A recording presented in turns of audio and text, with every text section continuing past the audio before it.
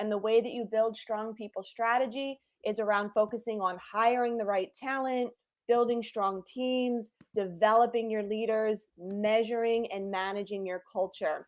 So people strategy comes in successfully addressing those 4 buckets. This marks the first of 5 sessions where we're going to give you an overview of that talent model, where we're going to help you create a people strategy of your own to support your business strategy and your business goals. So we are experts in people and communication, and we are happy to take you on this journey together today. So welcome Elizabeth Miller with Talk with ECM. She is a communication and verbal branding expert. I am Michelle Alexandrowitz, CEO and founder of Engage. I am an expert in psychology in the workplace, and we're going to combine our expertise to take you on this journey today. So today we're going to be talking about hiring. This is one of the components of the people strategy model. And we're here at Engage. We focus on helping companies build strong people strategy. And it all starts with getting the right people in the right role. So Elizabeth, thank you for joining us today. How are we doing technologically speaking? Well, we are definitely live on YouTube right now. So hello on YouTube. YouTube land. But LinkedIn has given us a lot of trouble. It won't allow us to go live. So we're already 2 minutes behind schedule. I'm going to be sending some messages to people there to get it. Worst case scenario, we have to do a recording, which is sad, but I'm working on trying to get this worked Well, out. you know what? Leadership is, if it's anything, it's always a test in adaptability and adjusting based on what's happening in the day. So it's no different for us here. So let me kind of give a framework of how we're going to have this conversation today. I think it's going to be really interesting. So we're going to be talking about hiring, and we're going to be talking about hiring from the employer perspective and the employee perspective. So I'm going to be having the conversation from the employer perspective. So if you are a hiring manager, if you are a business owner or a business unit manager, and you are in charge of the strategy of getting the right people in the right role, I'm going to be speaking from that perspective.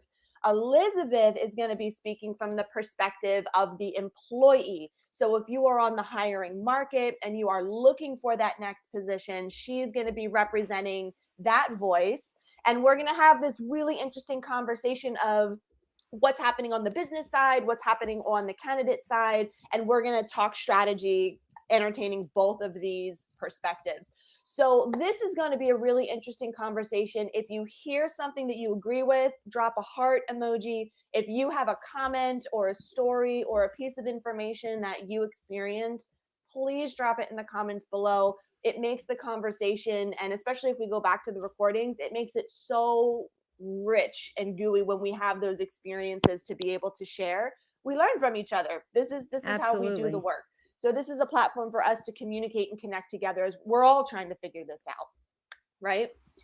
So let's kick our time off with some data. So that's one of our favorite things at Engage. We're always looking to incorporate more data about people and their experiences in the workplace.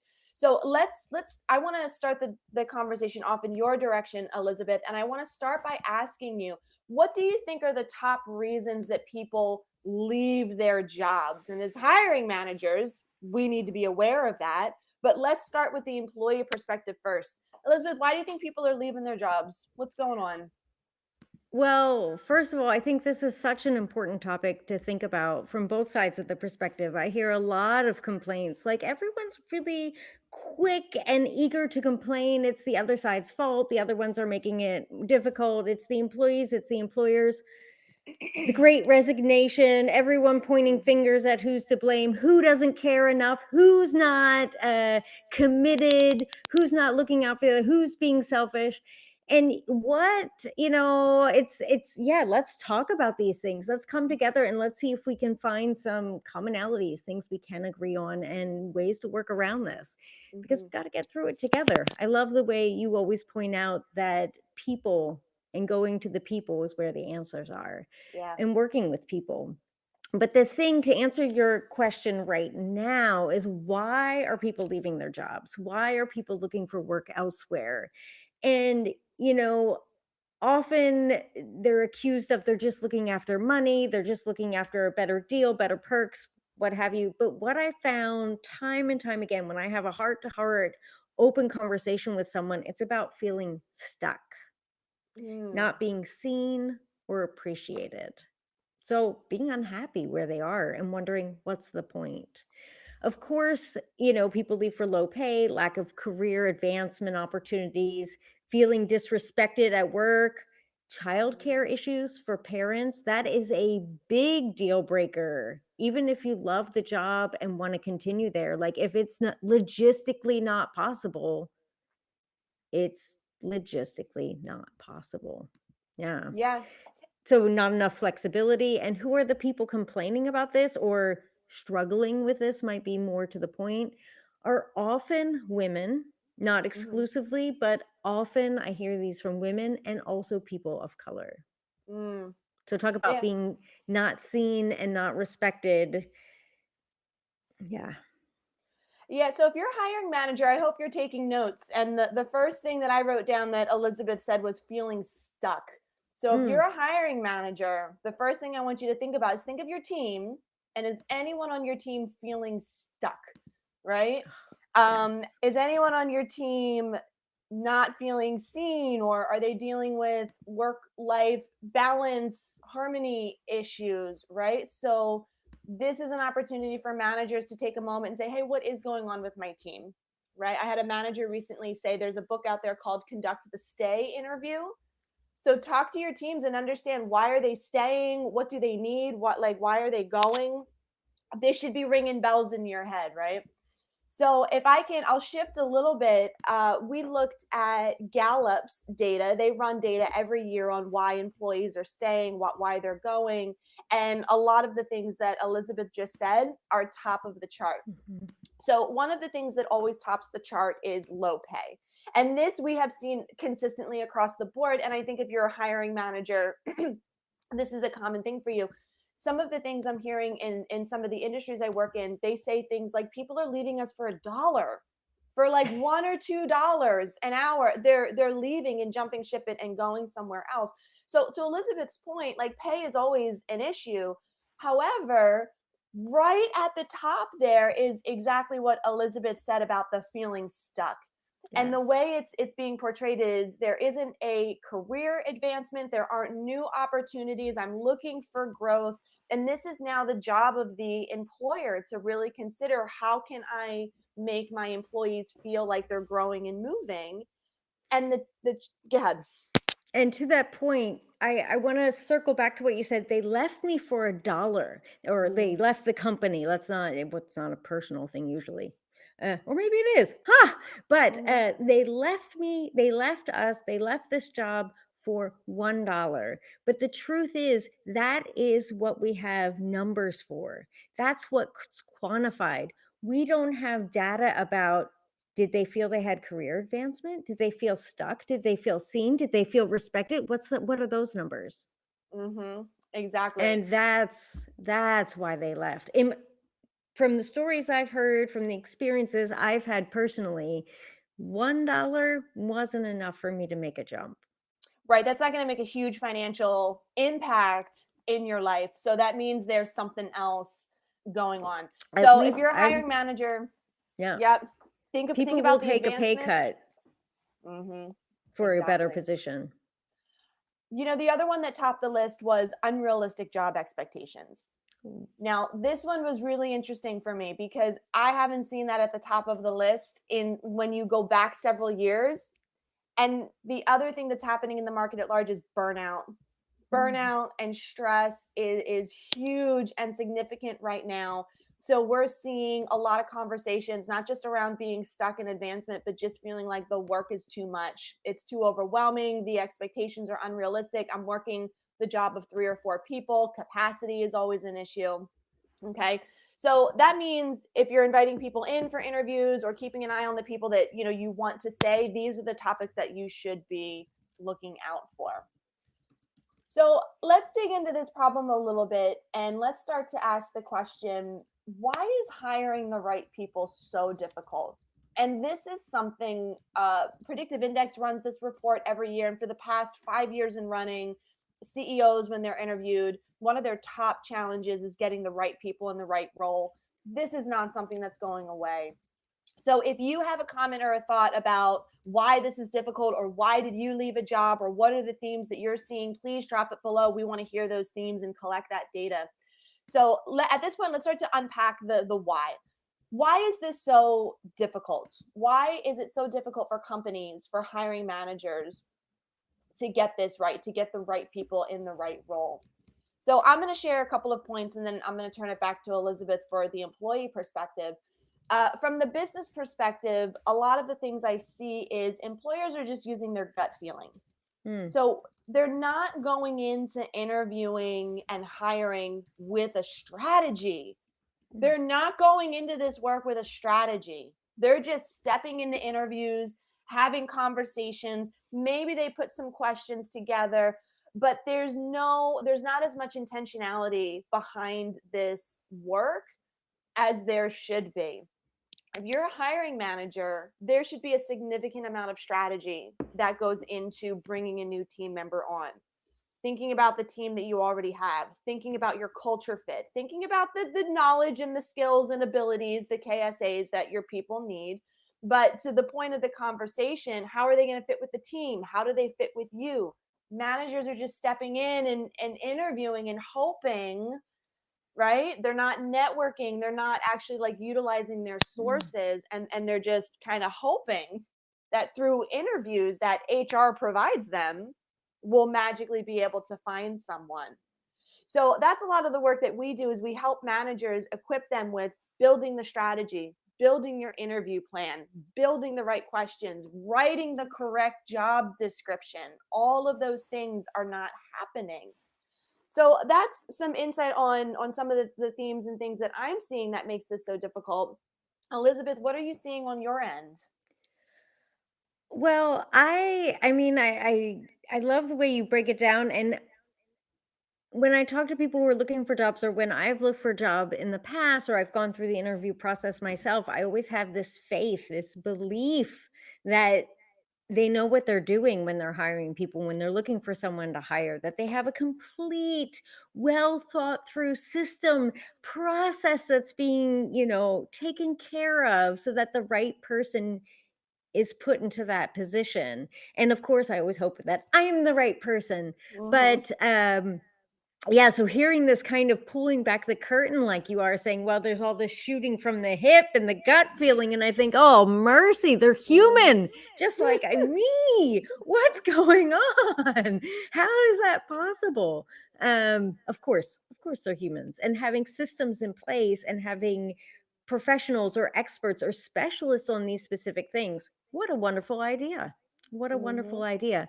But the point I wanted to make is that during an interview, and this is what I tell to my clients when looking for the best job, or job interview skills is something that I work through quite thoroughly. And that is especially for internationals. And that is, during a job interview, there are two questions, and really only two questions, that need to be answered. And they're answered together by everyone who's in the interview. So the person being interviewed, and then the person or persons that are interviewing them. And the first question is, does this person have the skills to do the job? Can they actually do the job? Do they have the language Mm-hmm. skills, the technical skills, whatever it is? Can they, the muscles to carry the heavy weights, whatever it is, can they do the job? And the second question, and once that's a yes, then you get to the second question with is, are they a good fit? Are they a good fit for this position, or is this person a good fit? And that's for me as the person being interviewed to answer, as well as the people who are interviewing me. Am I a good fit for this position? Whether that's skills and experience, although we already talked about the skills and experience, but it's more personality type. Am I fitting in there? Do I have the same values? Can I adhere to the mission statement, the company culture? The logistically speaking, we were talking about parents before. Can I fit into the logistics and the values of this company? Is this a match or a mismatch? And as we are going into interviews, as someone being interviewed, this is a extremely important question. And if you notice, salary does go in here. That's part of it. I'm not going to say it doesn't matter, but this is not the key point. Are they paying enough? The key point is, do you fit? Because I know people, and I've even experienced this myself, where we try and squish ourselves into these boxes to fit Mhm. into, because we're not a good fit, and we try and fit and talk about it's not sustainable. This is not going to work long term, which leads again to high turnover. Like, we can't stay in this awkward position pretending to be someone we're not just to have this job. It's not going to work. And you're hitting a nail, the nail on the head here. There's a clear gap happening. Employees are coming in saying, "I expect that the hiring manager has clarity and vision on what they need." And what I'm saying is the themes that I am seeing that managers struggle with is they don't always have that strategy. They know it's important. Every single one of them knows that it's important. The what makes it difficult is, how do I do that? How do I assess? How do I interview for fit? What are the tools that I need? Those are some of the challenges. So how do we solve this problem? How do we start to bridge this gap that you so clearly articulated, Elizabeth? And how can we start to close that gap and find some success? So let me share a little bit about, again, some of the themes that I'm seeing in the work that we do with our clients. I think when people try to address the problem of getting the right people in the right role, the first thing they do is not necessarily the best thing. Hear me out here for a minute. Often the first step that I see managers do is rely 100% on their HR teams. Ah, I will talk all day about how wonderful HR is, and how, they are there to support and help make that happen. They have systems, they know how to interview. There is a skill set there. So it's not a bad intuition to lean on that team. The problem comes in thinking they're magicians. The problem comes in thinking that your HR team is just going to poof magically make your person appear. And if I may, let me share a story with you. I was running a training and we were talking about hiring and strategizing. And I'm in a group with 4 or 5 managers or so. And we're having this very conversation, right? And as we're talking, the managers are sitting across from each other and they're saying, "Oh, you need someone in this particular area? Oh, yeah, I know someone in that. Like, yeah, they're over. Do you want me to connect? Yeah." In less than a few minutes, this team of managers were able to tap into their own yes. networks and recognize that they know a lot of people in their industry and in their areas. So the biggest challenge, I think, is to just magically think that HR is going to make this appear. And really, it is the responsibility of the manager. And HR is there to support you and be a help and a service, but you're the one running the show. You're the one leading this strategy and this party. And the thing I really love about what you mentioned in this example is having people just kind of communicate, connect, and talk together amongst themselves in the Hmm. same industry at the same level. There's already sort of a tacit understanding there of Yes. what kind of quality work does this person need, and who do I have access to, who's in my network that I know that can match this. And we're talking about that good fit. So I'm gonna, if it's someone I already know and care about, I know someone who can do that for you. I know someone who's looking for that, and they'd be a perfect fit for your team. Yeah. And Yeah. there's so much more rich and valuable information there that's not present on a CV or on a resume. That's right. Now, I want to share one more thing before shifting to the employee side. I want to start to talk about what are the good ways to start solving this problem if we don't want to overburden your HR team. Solutions. One Let's of do it. solutions, here we go. Let's talk about it. One of the biggest tools that I recommend and that we implement with our clients is using some kind of behavioral assessment or people data tool in the interviewing process. We use Predictive Index. I have found that it is the best on the market. It's simple, it's clear, and it gives multiple layers of data, not just the assessment, I right? took it. I But loved this, it. you took it. Yep, I took it too. And it's helpful. It gives insight into what we need and what's important, and what kind of culture is going to be a good fit. Are you fast paced? Do you like things to go slow and steady? We all have those preferences. One is not good or bad over the other. It's just about the nature of the fit, like we've been talking about. Now, these tools are very important.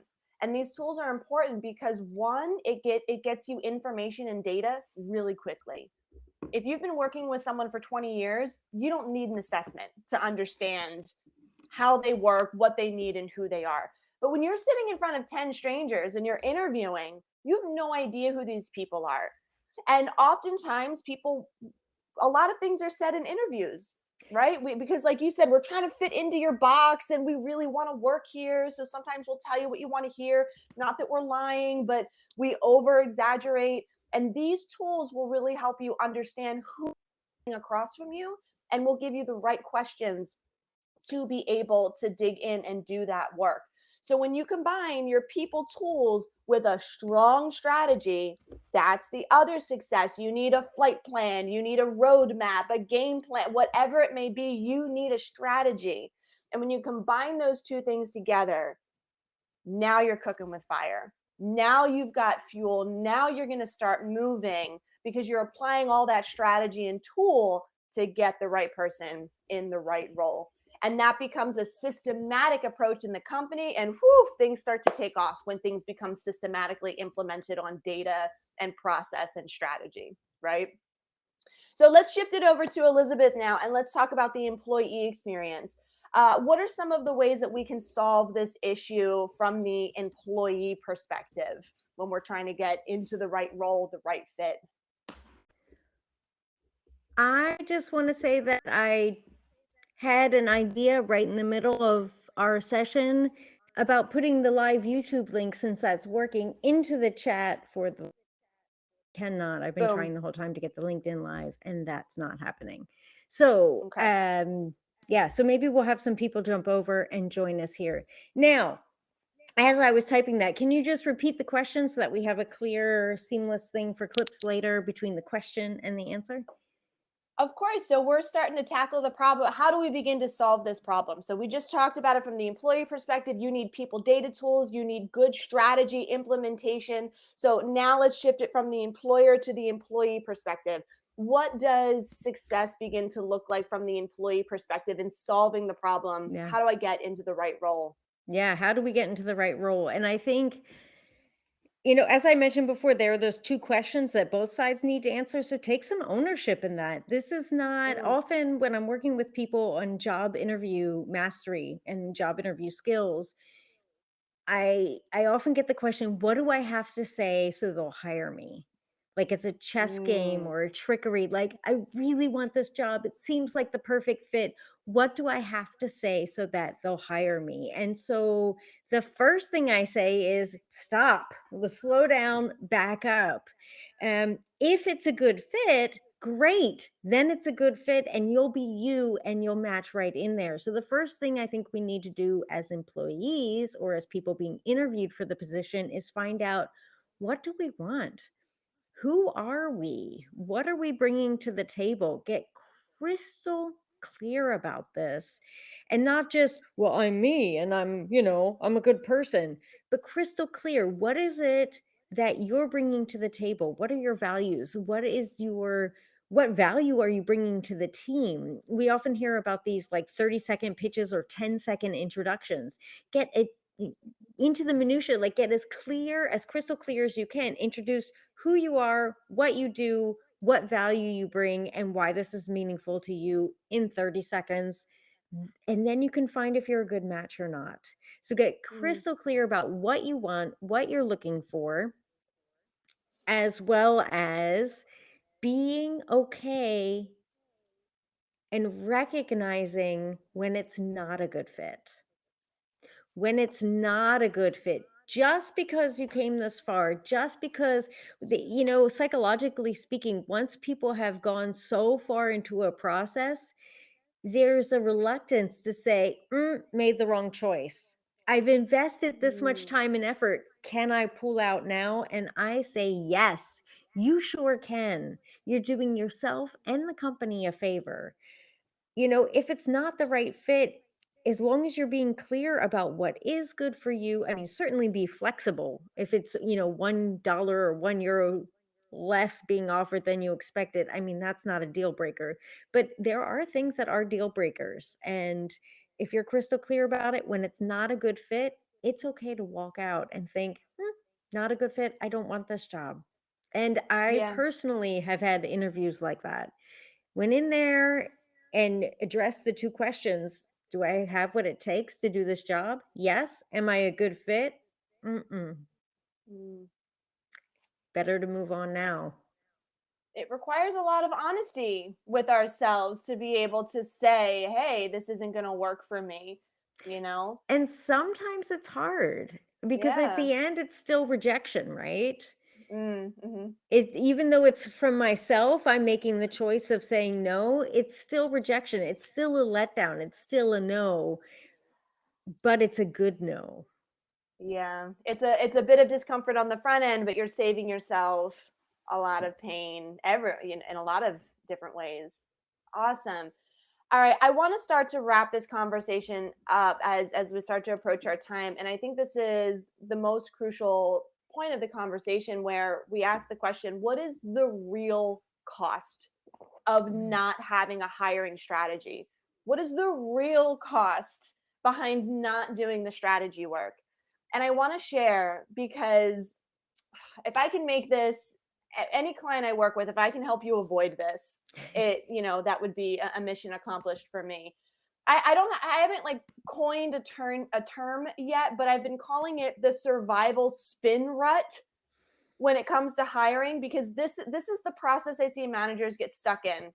And I'm sure all of you have experienced it. It goes something like this. We lose a team member. Oh, bummer, for whatever reason. Now what happens? The workload increases because now my team member isn't there anymore. So I have to take on more of the work. My team has to take on more of the work. So now Stress. my stress goes up and my capacity goes down because I'm doing more work.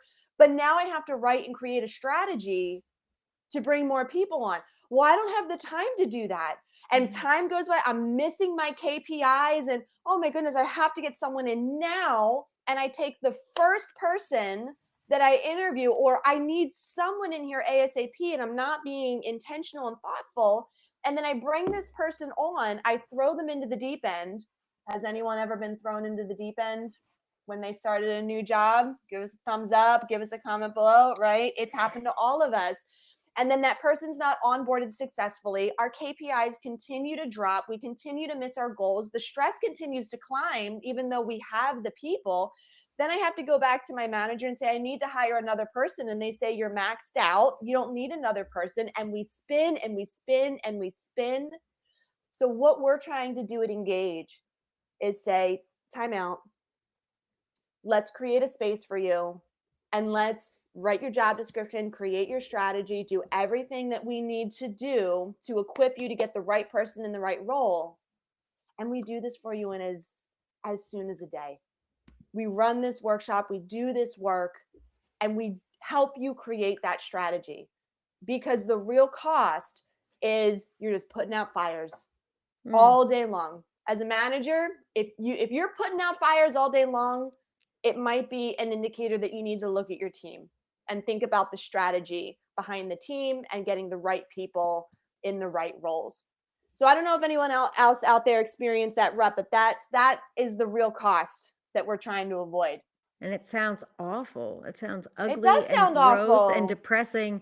But I got a question, Yes. Michelle, Hit me. because circling back to what you said before, you said, a lot of managers that you speak to, they lean heavy on HR. And, Mhm. most of us think, oh, HR, they're gods, right?